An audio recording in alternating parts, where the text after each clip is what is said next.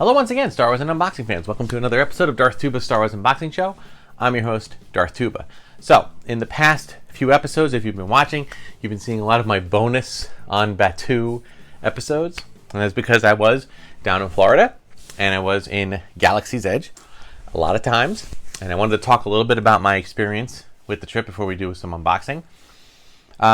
First of all, this is my first time back since last summer, which last summer was right when they opened up the parks again after a 4-month hiatus due to the pandemic. So we went in last summer, and it was very, very quiet and very uncrowded and not everything open, just kind of like a tentative tiptoeing back to some degree of normal. So it was very strange, best way to describe it. It was just a strange experience. Fast forward to now, a year later, and it was a much different experience yet again. It was incredibly crowded. There were crowds everywhere. Every ride had a line. Every kiosk, every food stand had somewhat of a line.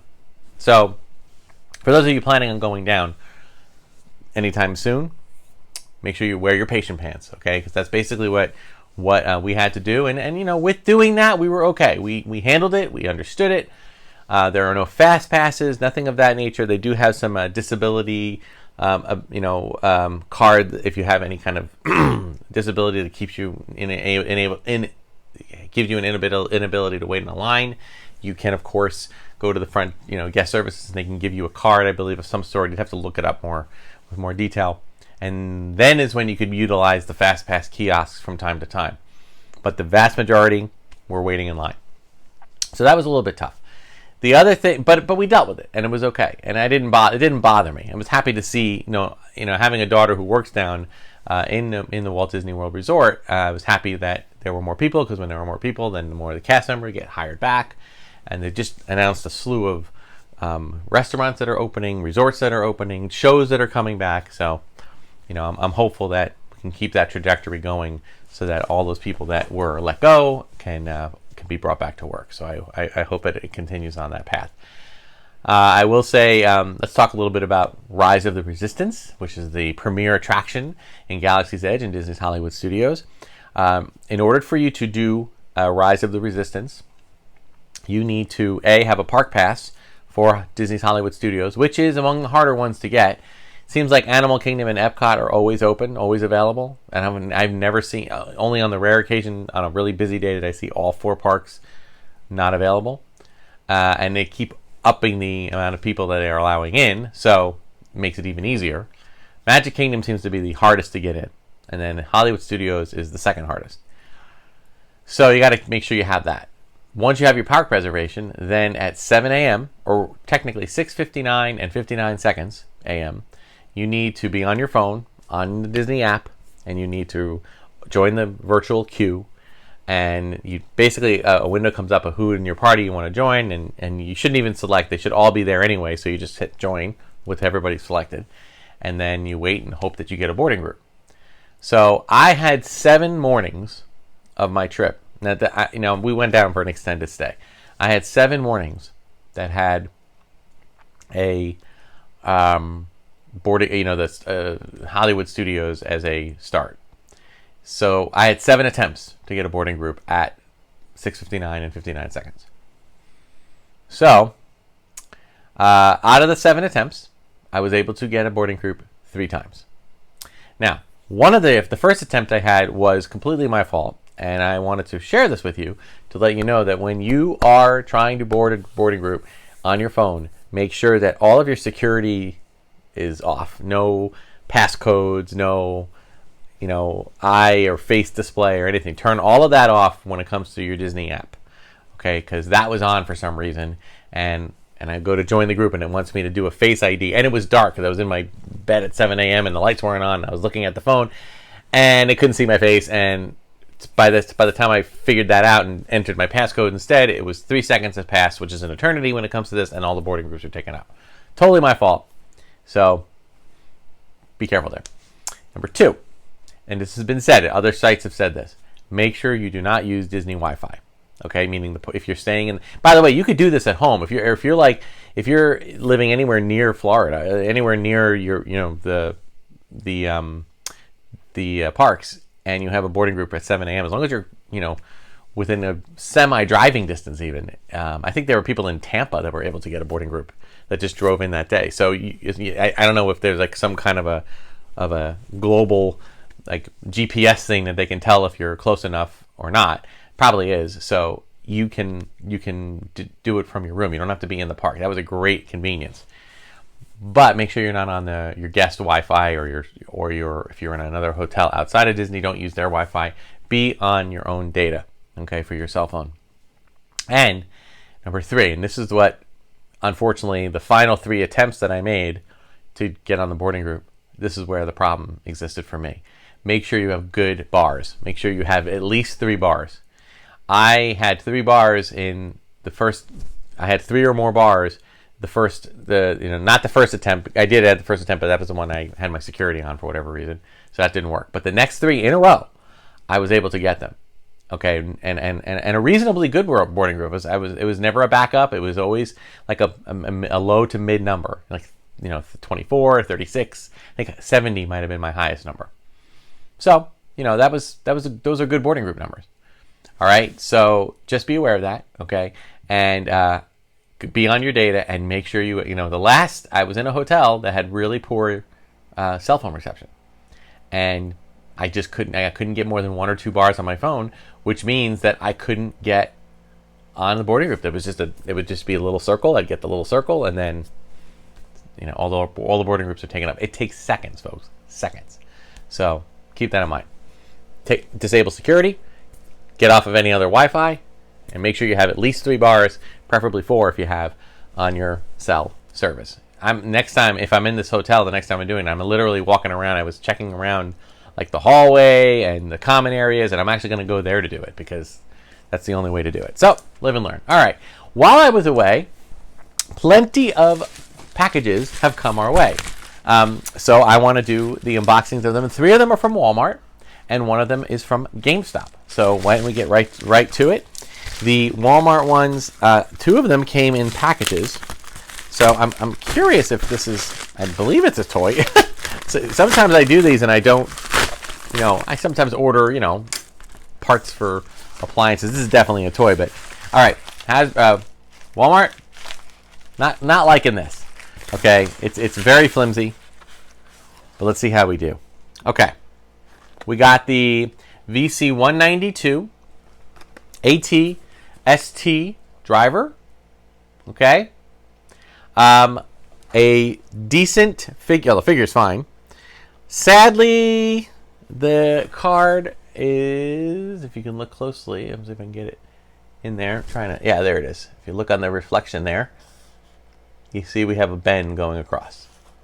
Okay, very disappointing in that. Not in the figure, not in the card, but in the shipment.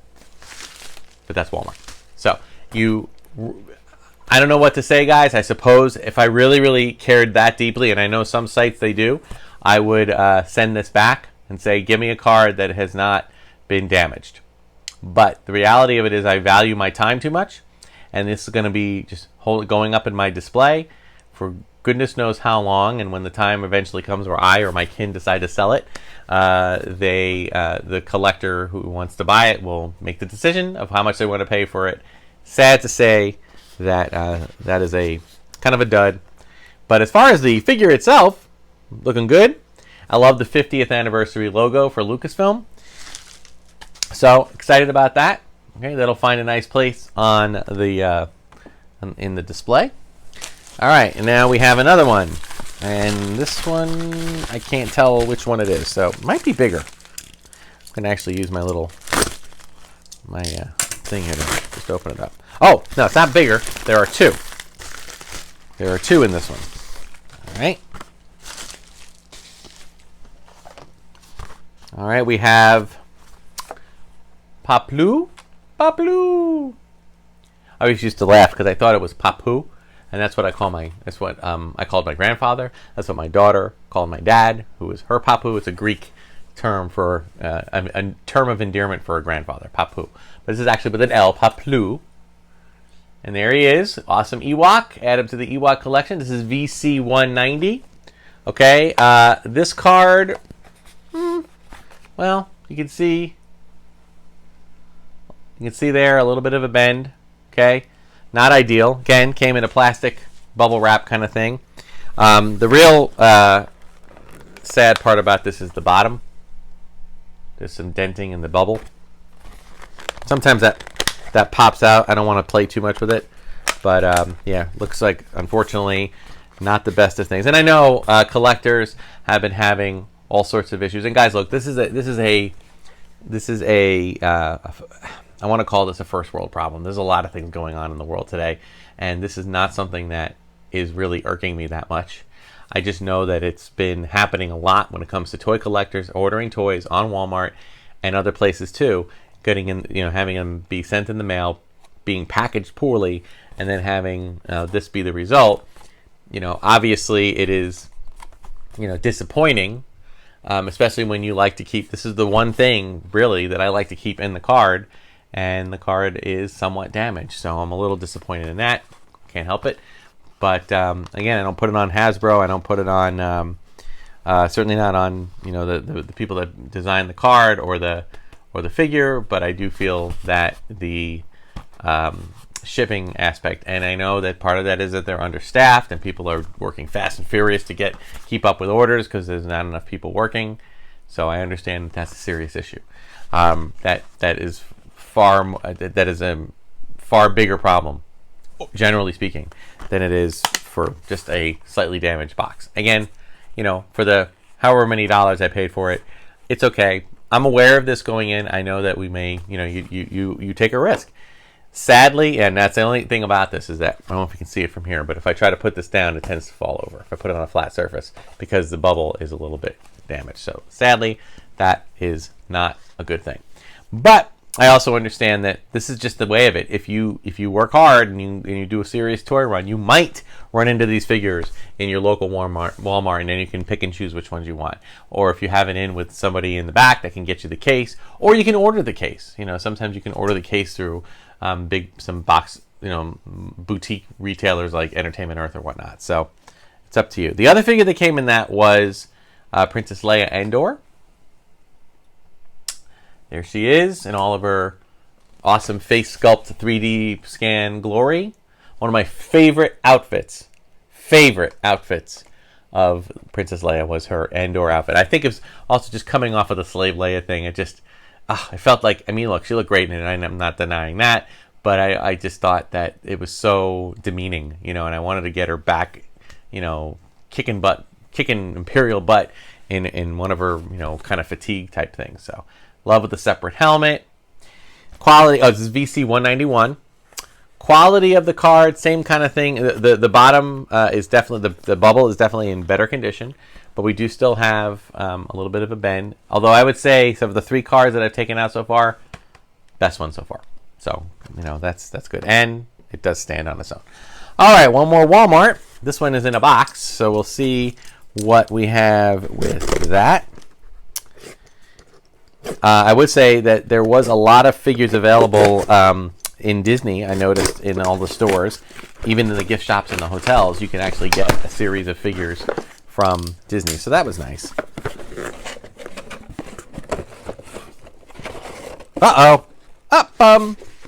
Well, that's interesting.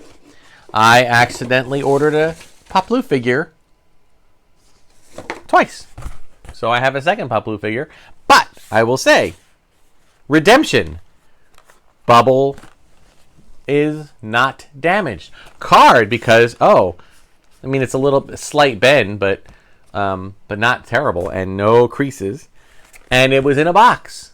I'm really happy that happened. I am actually thrilled that I got that. That's awesome.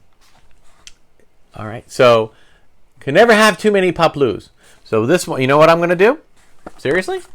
I'm going to unbox one right now. Bonus unbox. Because this one, the card is damaged. This one's a better card. So, Paplu, you're coming out. Whoops. I do that from time to time. I do accidentally, there's so many, the online orders. it becomes so crazy trying to keep track of them all. And sometimes you end up ordering them twice. And you know what? That's okay. And there he is. Oh, I love the Ewoks. I love the new Ewok designs and sculpts that they've done. You will find. I'm actually going to put him right in my Ewok village, so we can join his buddies there. Really, really cool. Kind of comes with his nice little fork spear there. Awesome. Well done. Now, let me just make sure that I didn't miss anything. It looks like he has like a sheath for like a knife, but I don't see the knife, so maybe that's just for show. But all right, now I don't know if he'll stand. We'll see. Oh yeah, he stands. He stands just fine. All right, so now we have a figure that stands on its own and the card that stands on its own. Well done. Thank you. So as much as I don't like accidentally ordering more than one figure, it's hard enough to be able to afford all the figures that we do get. Sometimes doubling up happens. Sometimes when I double up, what I will do from time to time is I will donate the ones that the doubles up. I'll donate them to charity, like to Toys for Tots or something.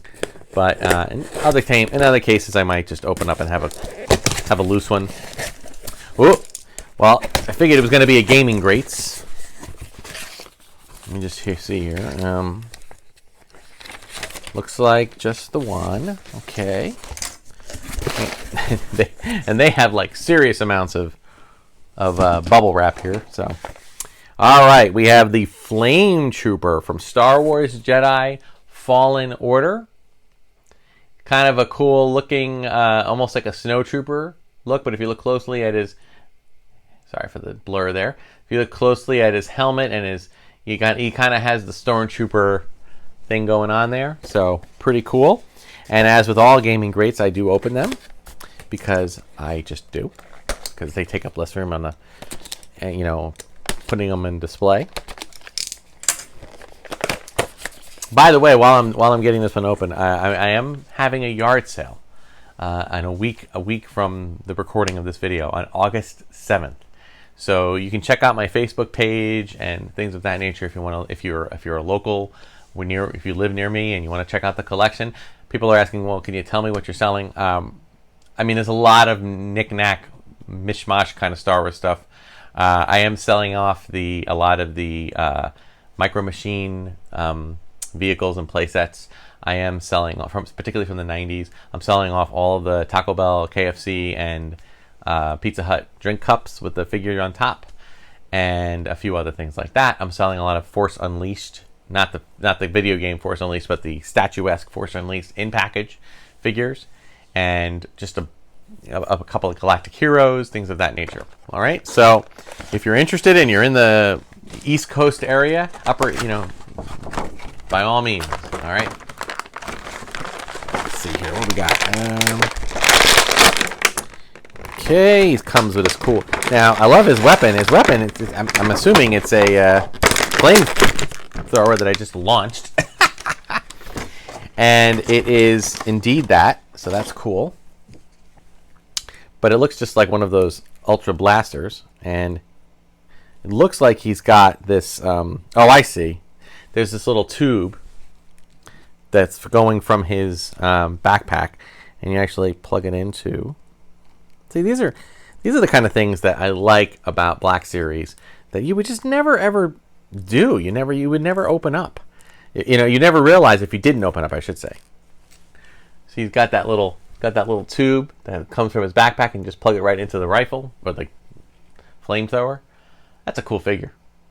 The more I see the jet, and by the way, people who know me, I'm not a gamer. I do like collecting the figures, but I'm not a gamer. But when it comes to Jedi Fallen Order, I'm thinking that's a game I want to try to play. The problem is I don't have a system. So if anybody wants to send me an old system, if you upgrade and you still have an old system that has, I'll buy the game, no problem. But if you have an old system and you want to donate it to the channel, maybe I'll even do a video game thing where I play it. Although you would not want to watch that, especially if you're a gamer, you would be embarrassed. So maybe not. Bad idea. So, all right. So we got 3 vintage collection figures. Okay, we got Leia, we got Pop Blue, we got, get this right, Leia, Pop Blue, ATST driver, right? And we have another Pop Blue that was damaged, so we opened them up. And we have our Jedi Fallen Order Flame Trooper. That's a good haul. And I hate to tell you this, folks, but these are not the only things that came in the mail. Not to mention things that I brought home from Galaxy's Edge. So we've got plenty of unboxings coming up, so make sure you check in and stay tuned. That'll do it for today's episode of Darth Tuba's Unboxing. Like, subscribe, hit the notification button, do all that jazz. Thank you so much for watching. Leave comments. Hit the like button. You know, what do they say? Smash the like button. Check me out on Instagram and Twitter at Darth Tuba, Darth Tuba's Star Wars Unboxing page on Facebook. Thank you so much for watching. If you want to support the channel, check out my TeePublic store and purchase some merchandise. All of the art done by Karina Migalio, my daughter, and a professional artist, is also available for hire and for commissions if you want to reach out to her. Thank you so much for watching. Until next time, may the Force and the toys be with you.